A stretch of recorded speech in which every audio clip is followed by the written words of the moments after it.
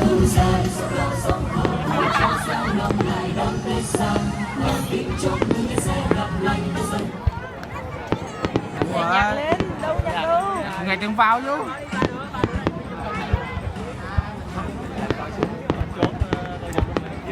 Chốt gì chốt là bắn lên một tung rồi là